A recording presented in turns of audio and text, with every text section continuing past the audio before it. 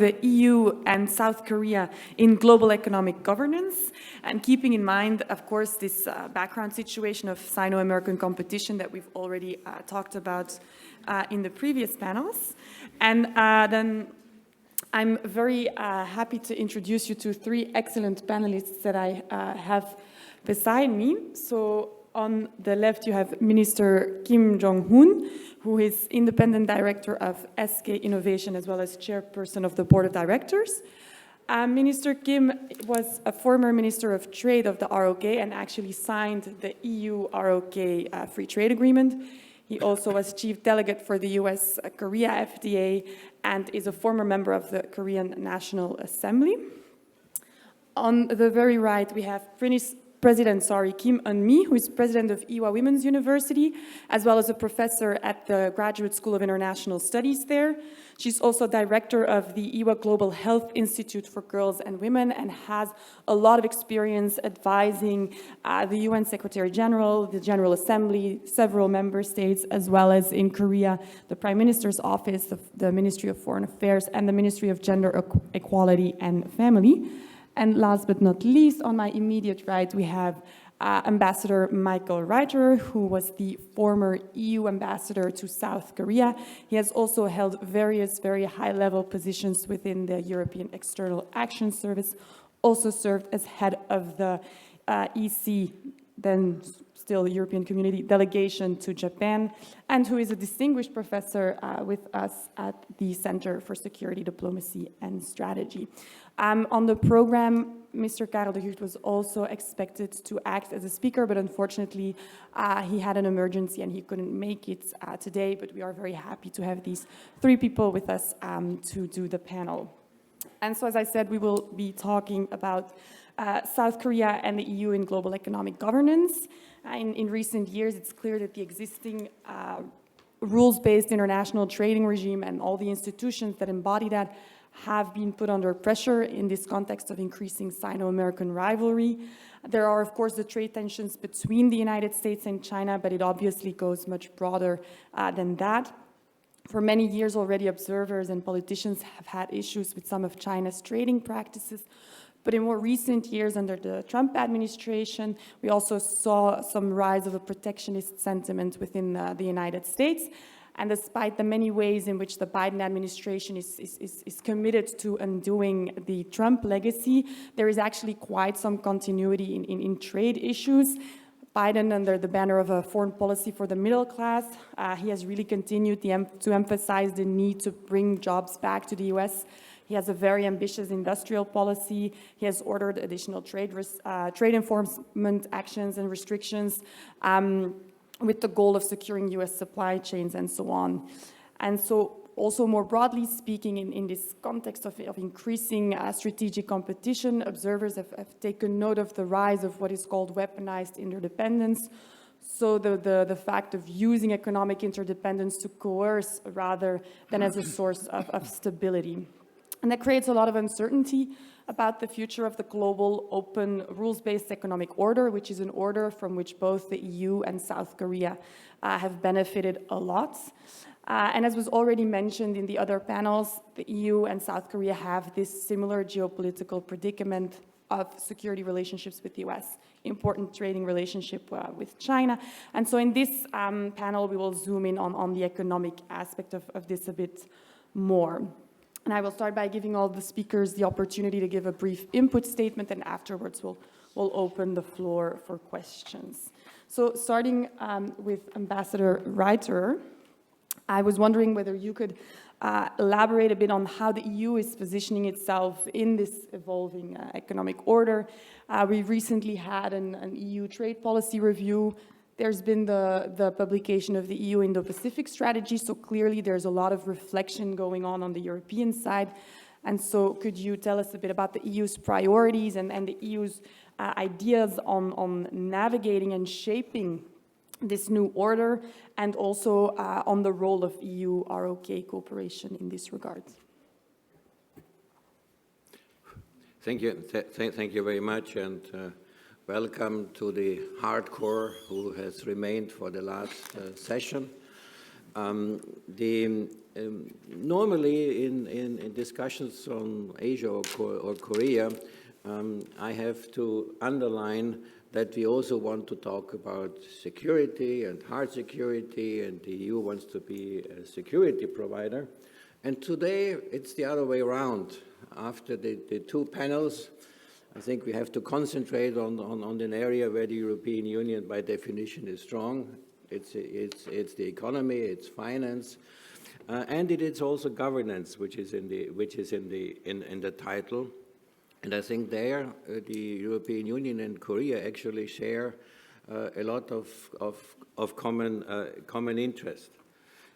Perhaps useful to recall that in the process of strengthening a rules-based system and in introducing a free trade agreement between the European Union and Korea, that used to be 10 years ago a rather revolutionary free trade agreement. However, time has passed, and the free trade agreement has been overtaken when it comes to its depth and its accuracy and its breadth by the agreements which were concluded with Canada and recently with Japan. It is also called an economic partnership agreement, which already tells you it's more than an FTA. But an FTA by itself is not just about tariffs, it's also very much about standard setting. And I think this has become, or is actually for a long time, one of the main policy issues, which is perhaps not understood very well by the general public, how important it is that you keep that they keep strong influence, or that you are a norm setter. We have the expression which has been created for that is the Brussels effect, that we are trying to achieve that the rules which have been developed in the European market become international rules. Well, one of the more recent examples is, for many of us, a nuisance, and you might be wondering what I'm talking about, but it is this GDPR. So when you go to a website, you have to agree all the time to all kinds of things, and you confirm that you have read something which of course you haven't read. But this is data protection, and setting the standard. And there, after having negotiated such an agreement with Japan, the equivalency, that's also very, very important. It's not the idea that the whole world has to apply the same rules and everybody has to have the same implementation procedure, but the rules have to be equivalent. And in the talks with Korea, there was one major issue which took some time, because Korea had to establish an independent authority which was watching over the implementation. So you cannot have one institution which is making the norms, controlling the norms, because that's not how a governance system should be built. Now, hopefully, in a few weeks, this decision will be taken by the European Commission, and then a free data flow between the European Union and Korea can start. And that is adding on to a worldwide system.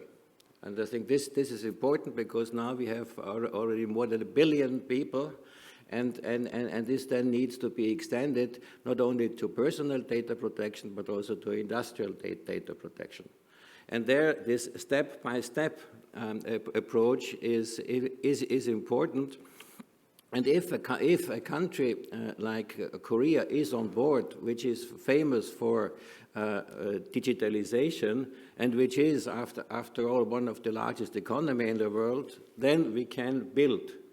And this is also an area which I had to recall once in a while in Korea. Don't make yourself small. You are not the small little middle power which can hide behind something. No, you are one of the largest economies in the world. You are one of the highest, you have the highest digitalization. Therefore, you are also more and more vulnerable to attacks, to cyber attacks. But you have to take this responsibility. And don't tell me that you are small. You are big. and please shoulder the responsibility. That also applies to the international trading system. We have all experienced that the WTO has been put into shambles, more or less, by President Trump. I'm not saying the Americans. I'm saying President Trump. Now we have to rebuild, and I have taken it as a positive sign that Korea was trying to get the Director General of the WTO, because that should be an engagement. Well, it has not worked out, but that should not lead to the fact, oh, now that we did not win the election, now we forget about the WTO. On the contrary, and I think the Indo-Pacific strategy, which was published in September, is a very useful instrument also in that respect, because it is a sort of corrective to the trade policy review which the European Commission published in February of this year. In February of this year, this paper had all the principles, had all the goals defined, but it was very little about Asia or the Asia-Pacific. And that was corrected in the Indo-Pacific approach. And I think this is an area where the European Union and Korea, with their outreach, can work together. And there are enormous challenges. We have talked about different regional trade agreements which exist, RCEP or the PTPP, terrible name, anyhow. There are many bilateral trade agreements. There is talk about a region-to-region free trade agreement between the European Union and ASEAN. So that sounds very great, but I can tell you, in one of my former incarnations, I was negotiating in the GATT at the time, and in the WTO, the rules of origin agreement. Rules of origin is the lifeline of a free trade agreement. And although that was more than 20 years ago, I'm pretty sure I can write today for each and every free trade agreement, rules of origins, which make sure that there is no free trade anymore. Because if there is no interconnectivity, then you make sure that one trade agreement controls the trade, and then you create all the troubles of the world with other regional agreements or even bilateral agreements. So I think this is something which is not in the attention, in the focus, and we will get a real political dimension added, because if now China and Taiwan want to join, what was the name of my friend again? PTPP, whatever. Well, at least you are listening. Then we have a political problem, because the Chinese already indicated they don't want Taiwan to be there. Well, I think will be an interesting argument, because Taiwan, as Hong Kong, is a member of the WTO. So why shouldn't they sign up to a free trade agreement? But then we also have the issue between these two big regional agreements. One is more comprehensive and more in-depth, but nevertheless it is a very political issue, and it is also a political issue for Korea, by the way. First time that Korea is in a free trade agreement with Japan, so it's very, very interesting, and we have then the negotiations going on about this free trade agreement, the trilateral one between China, Korea, and Japan, in the trilateral secretariat. I think I said it this morning, the speed of this negotiation is incredible. I think a snail is overtaking the negotiators every time they meet, but the political part of it is they talk to each other. And that's nearly as important in diplomacy, that you give some symbols and signs. And if I make a footnote here, because there was this discussion about the aircraft carriers, well, if the French and the UK aircraft carrier and a German frigate are in the Indo-Pacific, this is not to change the military balance, it is to send a political message. And we can send these political messages not only in sending carriers, we can also give this political message in working on global governance. And this is actually, I would say, to a certain extent more important, because in times of geoeconomics, where we have all understood that prosperity only works through cooperation, that we have to maintain the value and production chains, and that we have to make them more resilient, and at the same time we have to have the security angle in mind in order to make sure that we organize these chains in a manner that we have essential products at hand in case of a crisis, like we have seen in the pandemic, but at the same time, we should not fall into the trap of isolating markets. And this is high statecraft which is in demand, because each and every politician, wherever he or she is, has to fight protectionism. And this reorganization of chains is a perfect door for protectionists to walk into the room. And that would be counterproductive, because, as I always like to say, there is no protection in protectionism. Thank you.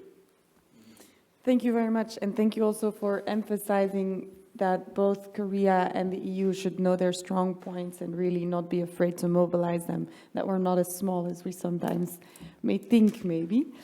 With that, I would like to ask President Kim to zoom in a little bit more about the relevance of global economic governance for achieving international development goals, because both the EU as well as Korea champion effective development cooperation, and they share really a commitment to achieving sustainable and balanced and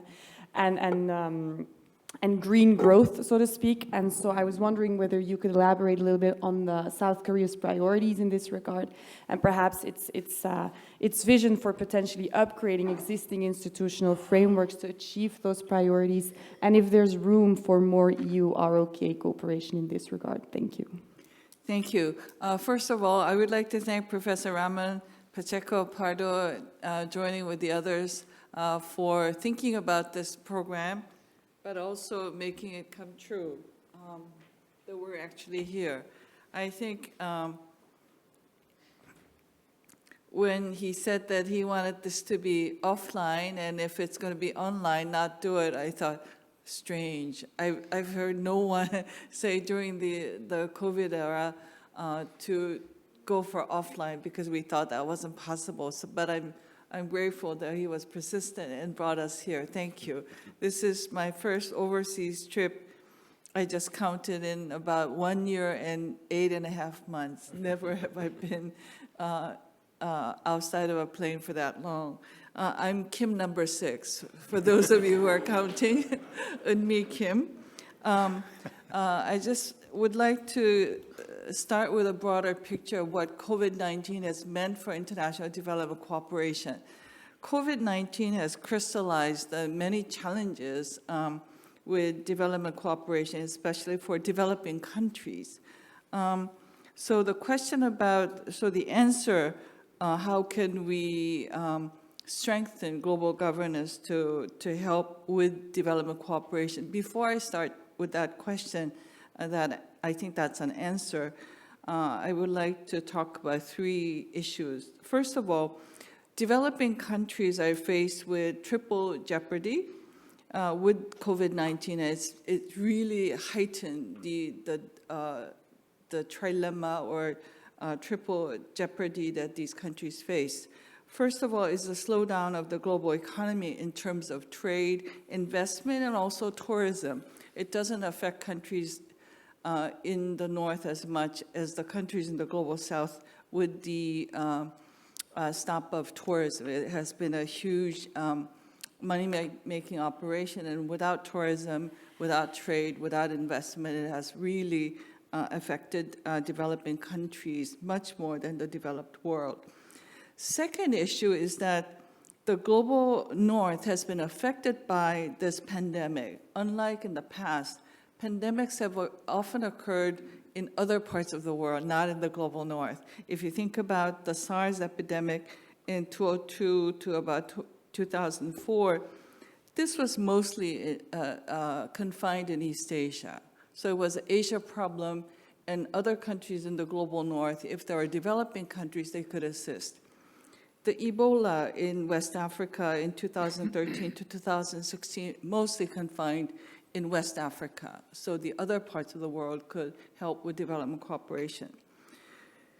Since COVID-19 has also affected countries in the global north, it not only meant the slowdown of the economy, but they are much more focused on domestic issues and taking care of people in their own countries and not ready to provide for development cooperation or foreign aid. Thirdly, we have witnessed a breakdown of the global or the multilateral institution. The WHO and UN, I think for different reasons and sometimes political reasons, they have not been able to play the global broker for COVID-19. They tried, but I think they much lacking in what they were actually able to do. So this, I think, puts the broader context where the developing countries are in the COVID-19 pandemic, and the fact that foreign trade, foreign investment, tourism, but also development cooperation going to these countries has dramatically decreased. So the big number 2 issue, so solutions. In the questions that were raised to me, I was supposed to talk about global economic governance that would help with development cooperation. But before I go there, I think we have to really look at what are the root causes of COVID-19? What are the causes that have brought the sharp decrease in foreign aid or development cooperation to the global south? In the literature and coming from public health and many other areas, it's not just a health issue. It's an issue about climate change. It's an issue about sustainable development. It's a problem that has been heightened because of the encroaching of the space of the natural environment from us, the humans. We have gone into the space where the animals and the natural environment should have been. So the diseases that were confined in the animal kingdom have now come over to our side. So it's not just a public health problem, it's a climate change issue, it's a sustainable development problem. So looking at some of the root causes of COVID-19, then I can move on to how we should enhance our economic governance and our multilateral institutions to help with the solutions. I want to go back to the UN. I said earlier that UN wasn't able to play the role that it should have played in the wake of COVID-19. But if you look at the Sustainable Development Goals that were announced in 2015 to go into effect from 2016 to 2030, Sustainable Development Goals was supposed to be a comprehensive goal for the whole of humanity and the earth. It was supposed to bring about economic growth, along with poverty reduction, and along with sustainable development or environmentally sustainable development. I think these are still very valid goals, and 2030 is not very far away. So I think we can't just say, let's have the multilateral institutions play a bigger role for enhancing our development cooperation. We have to have a cause, and I think sustainable development has given us the cause to fight against COVID-19, but also lack of global, weakening of global governance. The second is climate change, which is also related to that. I am happy to learn that COP26 will happen. It was postponed last year. It will happen at the end of this month in Glasgow, Scotland. So I hope the whole world's effort to mitigate against climate change will really go into force. This will help the world deal with COVID-19, but also help with developing countries as well. Finally, although it wasn't really a question raised to me, one of the common threads or themes throughout today has been EU-South Korea relations in terms of North Korea. In North Korea, I was a EU VP fellow some years ago. I couldn't remember exactly when, but I was here in Brussels for about a whole week. My special interest was on EU Structural and Investment Fund, because I found not only EU as a multilateral institution that brought Europe together, that we have not seen such an institution in Asia, in East Asia, Northeast Asia. Southeast Asia has ASEAN, but if you try to include Northeast Asia, we still don't have that. So looking at EU, how you use the Structural Investment Fund, in particular the Cohesion Fund, to help countries wanting to ascend to EU, I thought was very important as a lesson, as an alternative, for us to learn about how to provide assistance to North Korea. North Korea, we're trying to think as a development partner. From South Korea, because both of our countries' constitution doesn't recognize each other as a separate country, it's not, North Korea cannot be South Korea's partner for international development cooperation. So we do internal cooperation. But for other countries, countries in the EU, members of the UN, they can provide to international development cooperation. And Korea, South Korea can, I think, play a very important role as a broker, as a facilitator in that. So when I looked at the EU's Structural Investment Fund, especially the Cohesion Fund instrument for pre-accession assistance to European countries that want to become members of the EU, I thought were very concrete examples, concrete ways in which we can engage partners into a broader regional framework. The second sort of proposal that I would like to make to the EU is about a trilateral cooperative mechanism that you can think about supporting North Korea. We have, with the six-party talks with the United States, the dialogue for development cooperation has been much narrower than I wish. When we were, my colleagues and I were doing some research about what could be an alternative model for North-South Korea unification or peaceful coexistence, instead of just looking at the Berlin German example, we found it might be more useful or more relevant to look at other countries that are going through a transformation, many in Southeast Asia that have had a communist or socialist background. So if we have sort of a trilateral cooperative scheme that includes countries in ASEAN, like Myanmar, right now it's probably not a good case, just Cambodia, Vietnam, or there are others in the region that North Korea might find more palatable as development partners, not a recipient of foreign aid, but as a development partner. So I think of these sort of trilateral cooperative mechanisms that may be more useful, more concrete, and less threatening to the members involved. So if we work on this scheme, not only would it strengthen intra-Asia partnership, it would also strengthen EU, South Korea, and broader Asia partnership. But finally, this will be a very good vehicle to assist North Korea as a development partner in when and if the nuclear issue is resolved or understood. Thank you. Thank you very much, President Kim. I will then move to our final speaker, Minister Kim, and I would like I mean, we've spoken a lot about economic governance, about economic relations, and of course, then we cannot forget about private actors.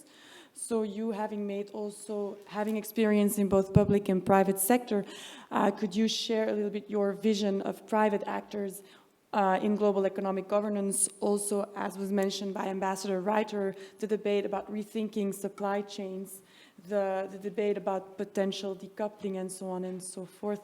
So I would be grateful if you could zoom in on this from a more private business perspective. Thank you. Okay. Yeah. Thank you, Lynn. Well, thank you. Good afternoon, everybody. My name is Kim. As I'm the last speaker, I think I'm the Kim the seventh. And well, the most famous Kim among international media may be the Kim up in the north, but their Kim is quite different kind of Kim than mine. So well, before I come to your question, I would like to make a kind of my bottom line appreciation about the work of European Union, in these years. I really appreciate European Union has shown us its resilience to maintain its integration and European value throughout all these difficult times, particularly handling with Brexit and handling with transatlantic turbulences during Trump presidency. My observation for the last couple of years about the work of the European Union has come to, again, my own reassurance that European Union, based on the collective wisdom of 27 countries as membership, keeps offering suggestions or offering ideas for solutions for global issues where majority of our members, global members, can get on board, if not all of them, can get on board. And in my sense, that is the real concept of global governance. That is the rule setting.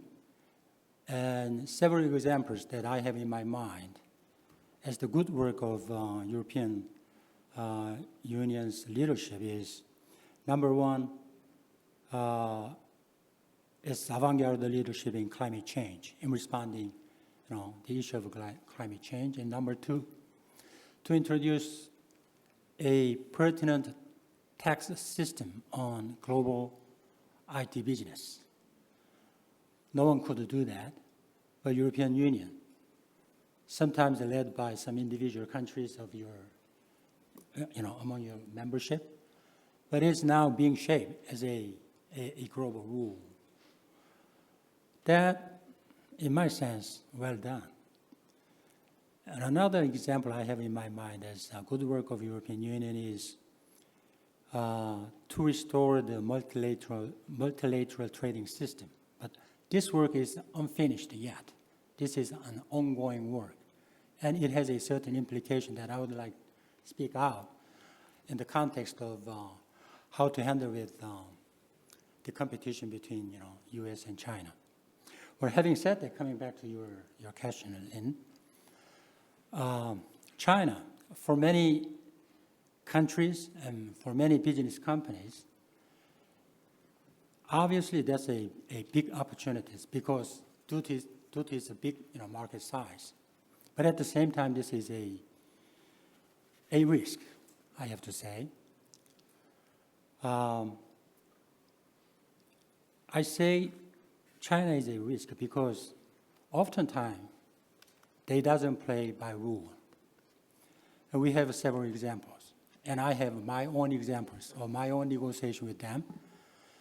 And Korean company, particularly one Korean company, who was obliged to cooperate with the Korean government for installation of a kind of air defense missile. And that Korean company was heavily retaliated by Chinese authorities. And finally, they withdrew all their businesses from China with a great deal of loss of their business. And that's a very bitter experience we have witnessed. And, well, that is not the only single one. We know the cases, what China has done vis-a-vis Norway, vis-a-vis Japan, vis-a-vis Australia.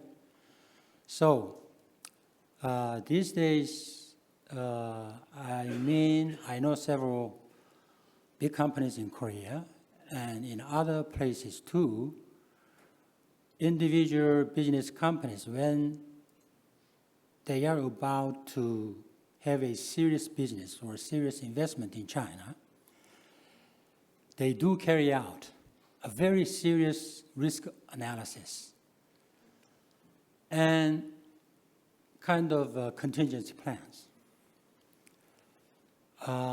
That's what the company where I take the chairmanship of the board does too. But that may be a good way we have to do. But all in all, with our collective wisdoms, why don't you think about China to bring in global governance?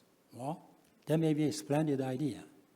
Then you have to think about, first of all, reforming WTO, the multilateral trading system.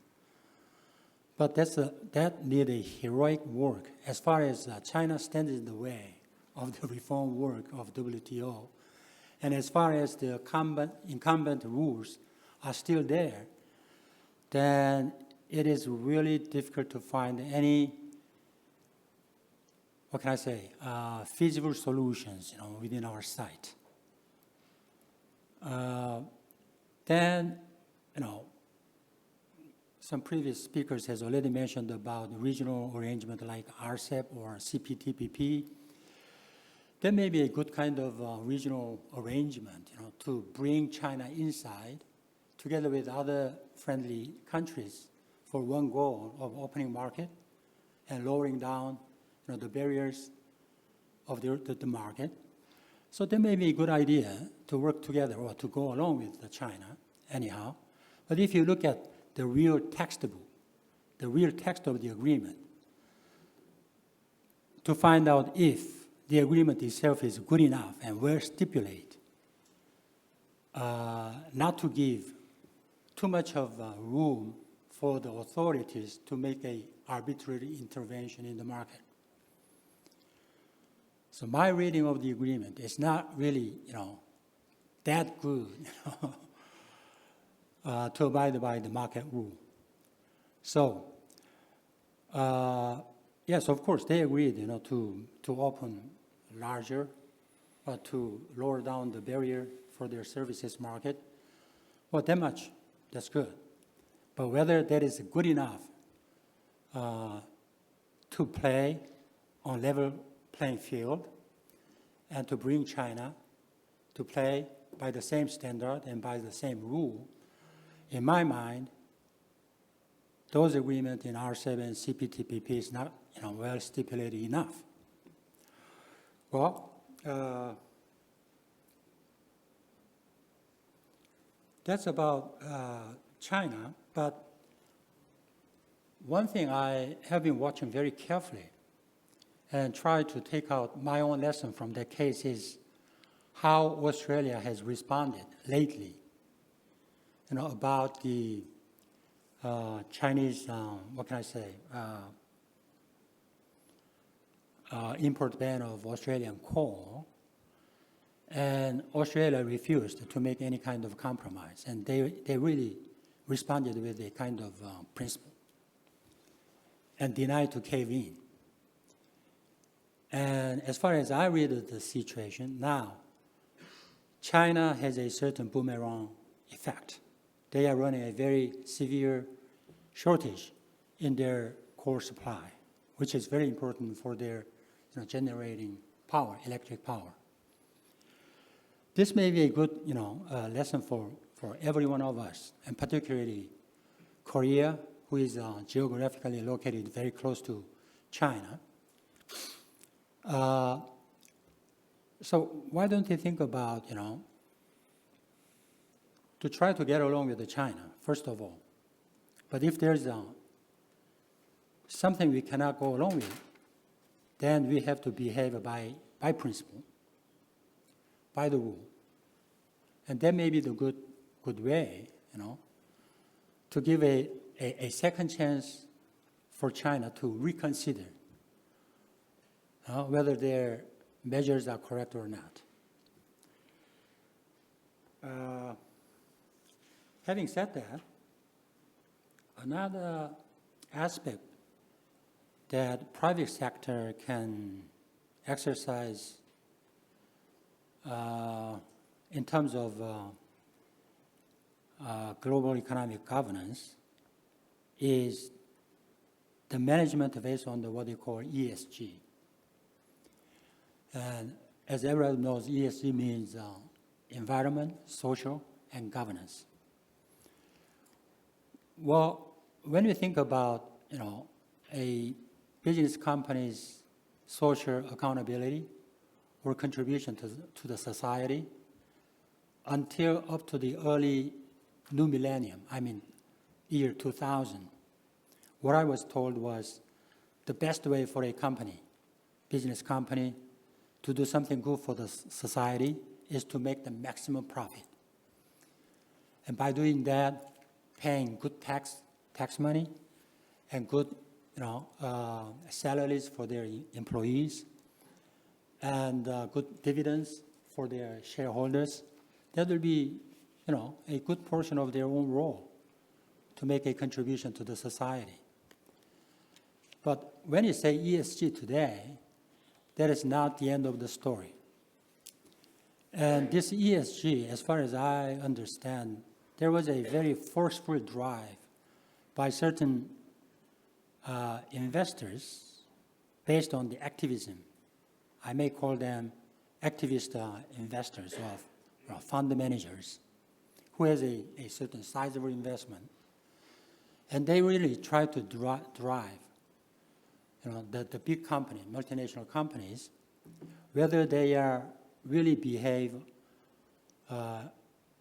in compliance with environmentally friendly manner and with a good social contribution and with the good governance of their own. If not, they can divest, put out their money. So this is a real life and death questions for any business companies, small and big, regardless of their size. Whoever who needs inflow of capitals, they have to communicate with those important investors. I know European Union has already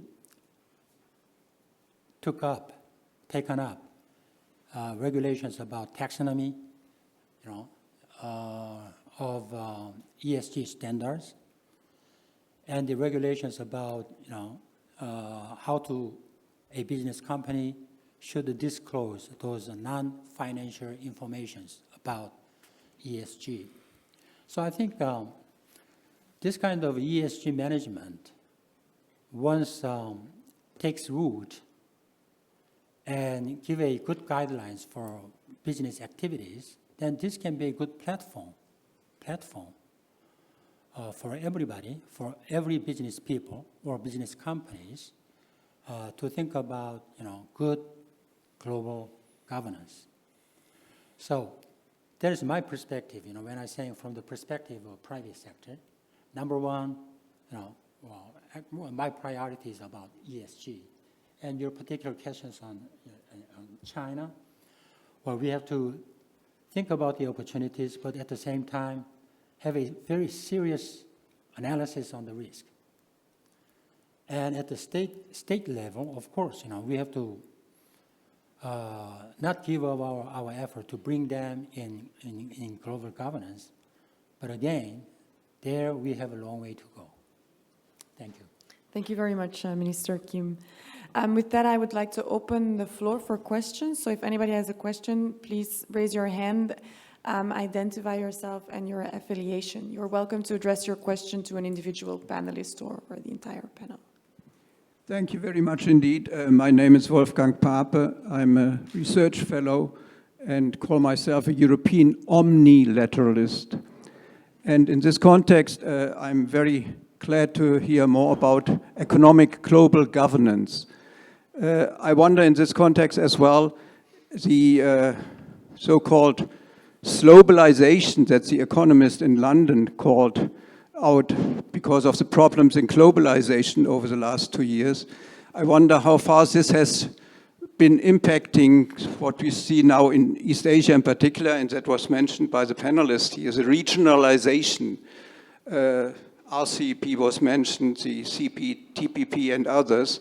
And I wonder, and I address this question now to the Korean panelists in particular, how far regionalization, bringing together beyond borders, countries in East Asia, and I would start with a trilateral between Japan, China, and Korea, as well as the others already mentioned, integration processes could help, in the long term at least, North Korea to be part of the economy, the world economy, to get out of this, what Michael Reiterer just called, isolating markets. Is that a way in the long term that economic global governance and integration at regional level could help to overcome these problems and overcome this idea of national sovereignty? Thank you.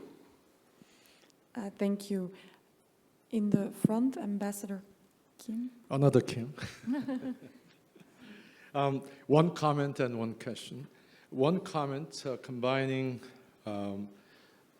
President Kim Il-me's point and also Minister Kim's, also 3 Kims, on global economic governance founded on SDG and ESG.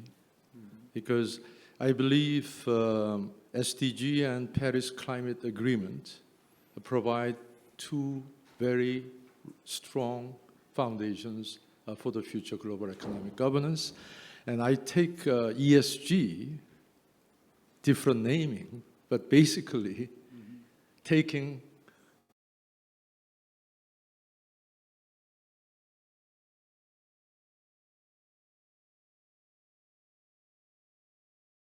center. So people, society, planet, environment, and SDG is about good economic governance. So I think private sector, although I welcome it very much, I think they have to pay the royalty to the UN. But I welcome that private sector's initiative to learn and emulate from SDG for better economic governance. And I think now international public sector, particularly governments, must learn from what private sector is taking the lead in promoting ESG from SDG. Now my question, combining Michael's point and Minister Kim's point on RCEP and CPTPP. Because as Minister Kim said, maybe it is not enough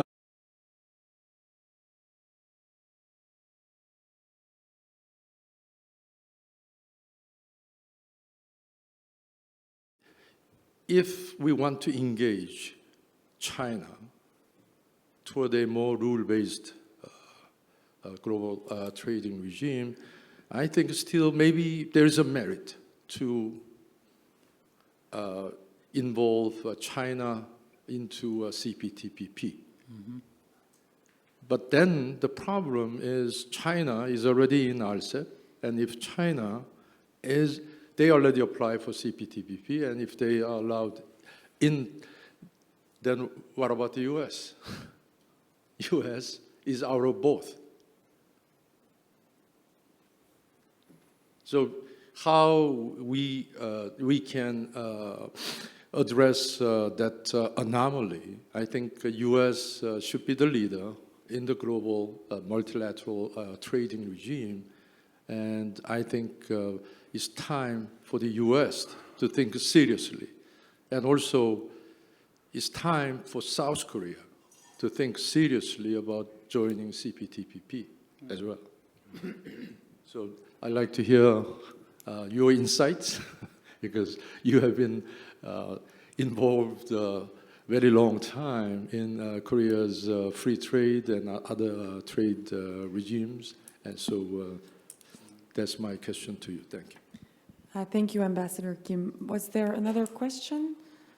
Oh, yes, we have another question there, and then we'll go back to the panelists. Yes. First of all, thank to all of the panelists for painting such a wide picture on the position of Korea and the European Union in the world nowadays.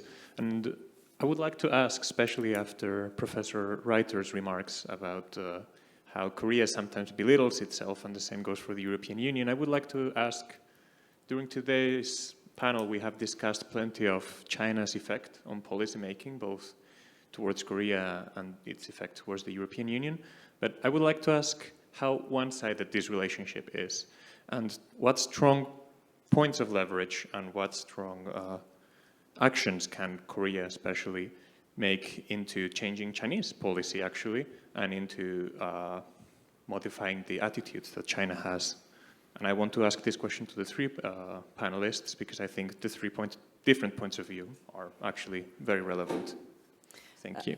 Thank you very much. So we have the role of regionalization, to overcome what the economist calls globalization in East Asia. We have a question on the role of the United States in RCEP and CPTPP, apologies.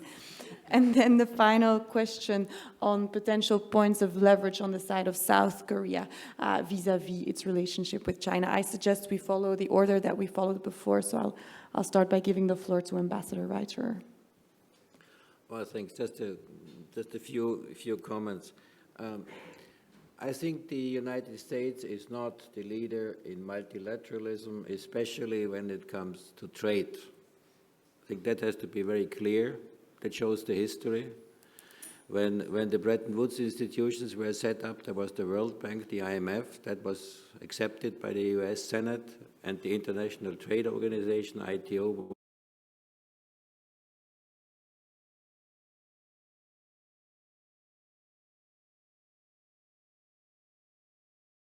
You can also check whether you have a Democrat or a Republican administration. They are not the biggest free traders in the world. There was a lot of discussion about social rights, for example, in environmental standards. In today's geopolitical situation, the pivot point 2, as I would call it, from the Biden administration to Asia, has, contrary to the Obama, a rather hard security focus, KORAS. And it was also significant, I would say, if you look at the timeline, that when the KORAS was announced, China asked for membership in the CPTPP. Right, at the end I get it right. So there's a lot of politics also in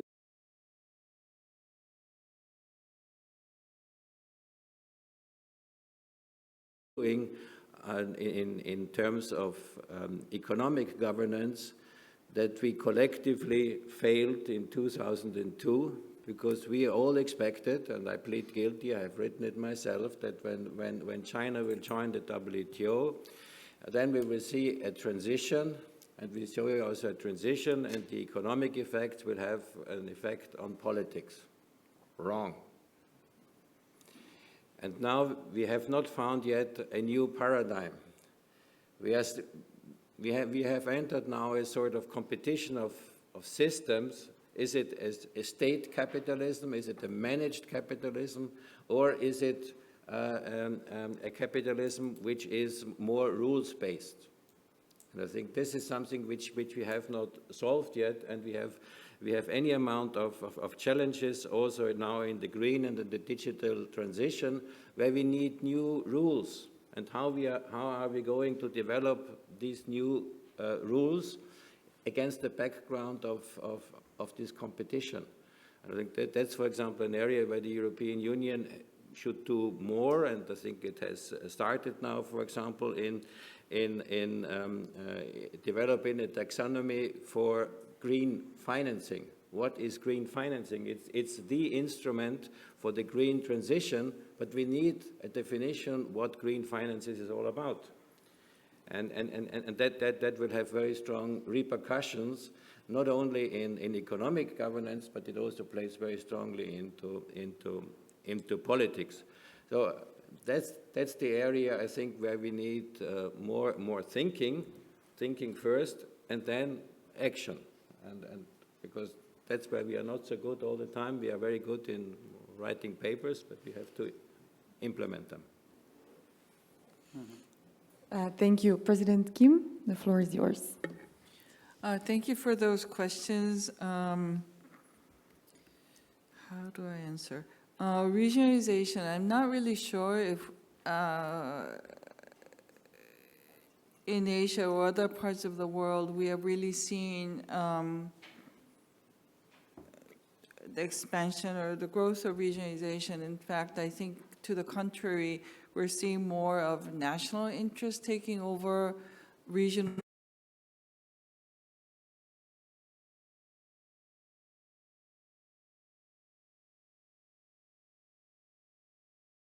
national interests really take over, and in particular when President Trump and others took a very strong stance against the WHO and the UN, or the UN was actually very much absent in the discussions, and that was too much regret. So it was very disheartening to see the national interest take over a global interest or regional interest, and maybe I'm not paying too much attention, but I really don't see a regional sort of integration happening in the aftermath of the COVID-19. In thinking about a more important role that South Korea can play in the region, maybe like Europe, maybe like other parts of the world, Asia is wrought with historical animosity, wars, conflict, colonialization, and so on. So South Korea is often proud to say we have never invaded anyone. And my junior colleagues are not sure if that's something to be so proud of. But when South Korea was able to convene, it's already 10 years now, the high-level forum on aid effectiveness in Busan in 2011, we were able to bring China, India to come to Busan, and not only come, but also sign the Busan Declaration. So Korea, because of its lack of history of invading other countries or colonizing, we have a unique place within Asia to play that role as a convener, to bring powers, stronger powers in the region without threatening others in the region. So I think if South Korea can really use that role as a pivotal role to bring in other players, to have some major discussions. For me, maybe because I work in development cooperation, but development cooperation is a really a very important area in which Korea can play a leadership role. If you look at the 70-plus years history of United Nations and of foreign aid, Korea is one of very few poster childs who can say, thanks to foreign aid, we were able to graduate from foreign aid and now have become, as Michael said, that we should no longer say we're a small, teeny country way out in the far east. We're now in the top 10 economies, and I think in our exports it's even 7 or 9, I forget. So South Korea, I think, can play a very important role as an example of how foreign aid can work to a nation's development. Finally, one thing that I hadn't talked about, none of us have talked about today, I thought when I was telling my colleagues I was so excited about actually traveling abroad, they said, be sure to watch Squid Game. Somebody's going to ask you about the Squid Game, which I hadn't watched. So I just want to add one element of something that we hadn't talked about. Maybe Ramon can pick this up.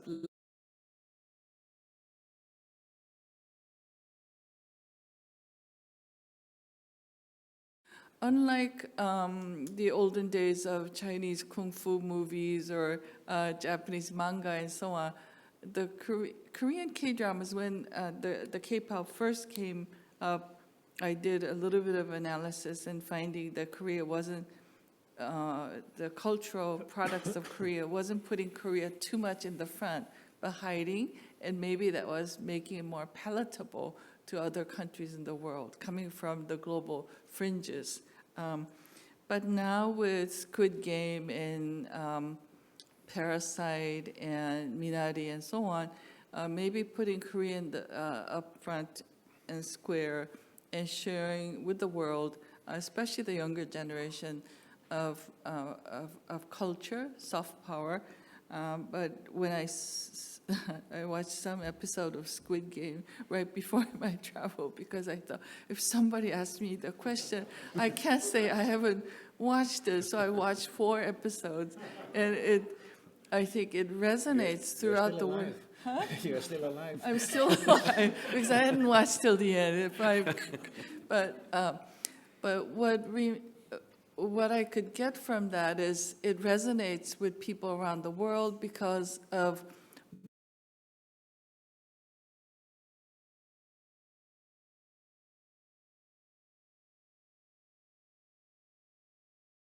in countries as well. So maybe that's why a very Korean topic, Korean language drama is having some impact around the world. So maybe next time Ramon can bring that up as something to talk about, using Korea as an example or a case. Thank you very much. I'll give the final word to Minister Kim. Yeah. Well, thank you for those good questions. Number one, about the regionalization, particularly to the end of bringing China together to act, on the same standard. Yes, of course, there was a certain attempt, among ourselves. I mean, among Asians. As you know well, there was a regular trilateral summit meeting. 3 leaders of Korea, Japan, China regularly met. But these days, this regularity is just on and off, not really regular. And that is a reflection of the real situation in Far East Asia. But anyhow, this is an episode of 2008 when I accompanied the then Korean president to Beijing, who was the host of that trilateral summit meeting. And I offered an idea. Let us emulate what Europe has done some 40 years ago as European Steel and Coal Commission. So why don't we start something like that? Korean president has accepted that idea. Oh, that's excellent. So what's the idea? So I said to him, why don't we establish a kind of trilateral cooperative secretariat, in one of the capitals? Maybe the start will be small, but we can aiming at a kind of economic integration or a larger kind of integration among 3 of us. And yes, the Korean president then offered that officially at the meeting, and that was accepted by 2 other leaders. And there's a trilateral cooperative secretariat. The office is now located somewhere in Seoul. And that was 2010 in my memory. So it's already 11 years has passed. Now, if I project that time span in your history, you started in 1952 with European Steel and Coal and reached to Maastricht Treaty in 1991. And that means you took 40 years maybe. We have spent already 10 years, then we have another 30 years to go to achieve that much of a goal that Europe has achieved. But I'm really dubious about that. Judging on the present situations, with the triangular relations between Seoul, Beijing, Seoul, Tokyo, Tokyo, Beijing, within 30 years to reach a kind of economic integration and larger than that. Well, you can dream of that, but how to realize that is really nothing within our reach or sight. So I really envy what you have achieved as an integration of the different economies and different social societies into one group. That may be a part of idea, when you say about RCEP or CPTPP, that is not only about opening the market or to exercise, government policies about how to intervene in the market and how to lower the barriers of a services market. That's not the only purposes contained in the agreement. The real regionalization is not only economic, but the real integration as a such. So to that end, this RCEP and CPTPP really run short. That handles primarily with the how to reduce the tariffs, how to open your services market, what will be the exceptions for you, and whether that can be acceptable for me, something like that. And still there's a lot of a loose end. I mean, there are many rooms, for the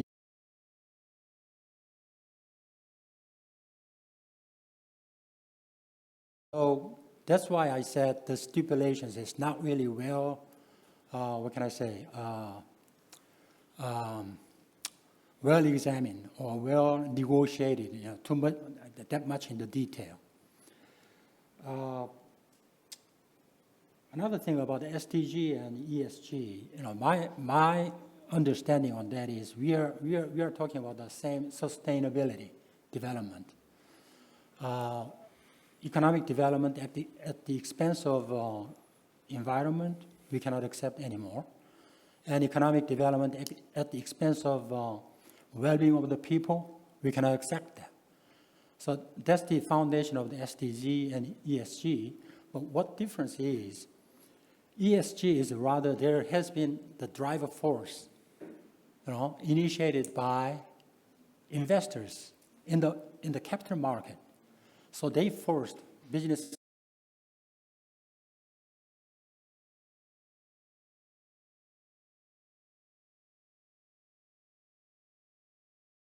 their investment in. They put out their money out. So that's a very important element for any business companies who needs money for their business. Well, having said that, if you move on to China, whether China can move on, ESG management, I'm doubtful because we have a global capital market, but still China has not been integrated in that capital market of the globe or of the world. They have their own big monies of their own, and big monies of their own capital market, which they call UN.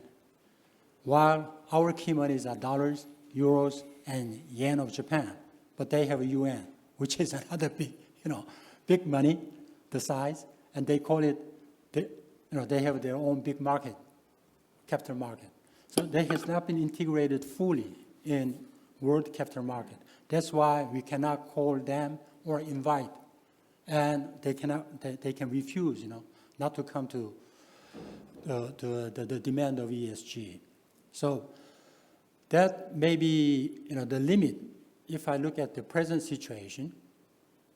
But once, step by step, if China come into kind of, integration with the world capital market, then that standard, what we are now calling ESG, can be a part of their business, maybe in the future. Another one, what's it? Binding force. I put it here. Yes, well, that is my answer. Okay, thank you very much, Minister Kim. I think it is 4:20, so we are almost perfectly on time, I would say. So I think I would just like to conclude by really thanking the speakers, President Kim, Ambassador Reiter, Minister Kim, for a very rich panel with very complementary discussions. We've had the development view from an EU angle, the public-private different roles and experiences view. And also thank you to the audience for your questions. Thank you to all the Korean participants for trying to beat the jet lag. But so we'll conclude the panel here, and I will give the floor back to Ramon, who is standing right there and still would like to make an announcement. Thank you. Thank you.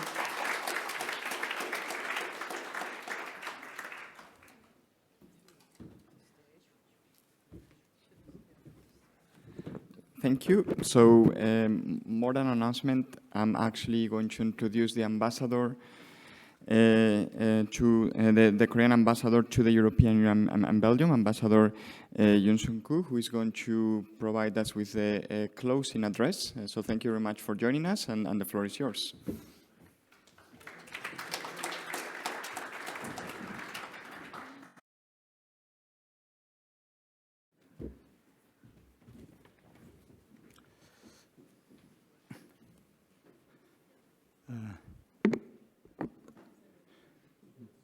Dr. Ramon Pacheco-Pardo, VUB Korea Chair, and distinguished panelists and participants, and ladies and gentlemen, I'm delighted to be here with you today, and I'm honored to deliver closing remarks at the conclusion of a very productive discussion today. First of all, let me express my sincere gratitude and congratulations to Dr. Ramon and his teams to make this event such a success. This forum would not have been possible without tireless effort and firm commitment of Dr. Ramon and his teams. And also many thanks also should go to our moderator and panelists who have so efficiently steered the lively discussions and shared their invaluable insight. I think that's the point that I'm trying to make has been already intercepted at the chamber, so I'll be brief. Korea and the European Union have closely cooperated in almost all sectors based on their strategic partnerships established in 2010. Korea is the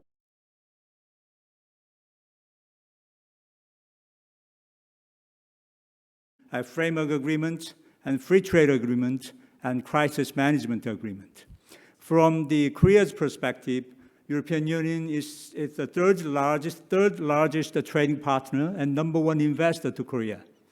And from Europeans' perspective, Korea is the 9th largest trading partner. And although I have to admit that there are some rooms for improvement in existing Korea-European Union's free trade agreements, but still these agreements is considered one of the most comprehensive and effective trade agreement in the world, which includes some elements on sustainable development chapters. What is more remarkable, this year is that we have had summit meetings 2 years in a row, and trade volume last year also, increased 3.8% compared to last year. In addition, we have achieved a lot of fruitful outcomes in resolving pending issues, such as Korea's ratification of the core ILO conventions and European Union's initial adequacy decision of GDPR, and Korea's commitment to the 2050 carbon neutrality, among others. Distinguished guests, it's fair to say that over the past couple of years, Korea's standing in Europe has been steadily but remarkably enhanced. What made this happen? In my humble view, 3 factors are attributable to Korea's emergence as a reliable partner to Europe, namely Korea's innovative industrial capability, attractiveness of its culture, and effective tackling of COVID-19. European Union is also tilting toward the Indo-Pacific, which makes a strong Korea-EU partnerships much more viable options to side. With this newly emerging strategic situation in mind, we need to go extra miles to further improve our relations. Korea is able to assist the European Union on its journey toward a sustainable and innovative growth. In its recently unveiled Indo-Pacific strategy, the European Union specifically expressed its willingness to strengthen cooperation with Korea in the areas of digital sector, supply chains, and environment, as well as research and innovations. Simultaneously, reinforcing the relationship with the European Union is crucial for Korea as well, because the European Union is actively setting global norms in the post-COVID-19. The European Union could also play an important role to promote peace and stability in Indo-Pacific regions. It could serve as a facilitator in our endeavors to build lasting peace on the Korean Peninsula and to reduce tension in our theater. I believe that today's event would surely contribute to bringing Korea and the European Union much closer to each other. Ladies and gentlemen, since I came to Brussels, I have been positively surprised how much European citizens are fascinated by and familiar with Korean pop culture. Already President Kim has addressed. Last month, over 50,000 people attended the Korean Cultural Day, which took place at the center of Brussels. And Squid Game, a new Korean drama, has been the most watched Netflix show in all 27 European member states, including Belgium's. On the other hand, some European friends seem to think that Korea has been preoccupied too much with its neighbor countries and Korean Peninsula issues. So-called Korea's diplomacy has been criticized, quote, so parochial, unquote. It is true that there is still room for improving Korea's general understanding of the European Union and Korea-EU relations. In this regard, I sincerely ask all of you to step up effort to enhance Korean people's awareness on and support for the Korea-EU partnerships. Thank you once again for your invaluable insight on Korea-EU partnerships, and I wish all the Korean participants a safe trip back to Seoul. Thank you.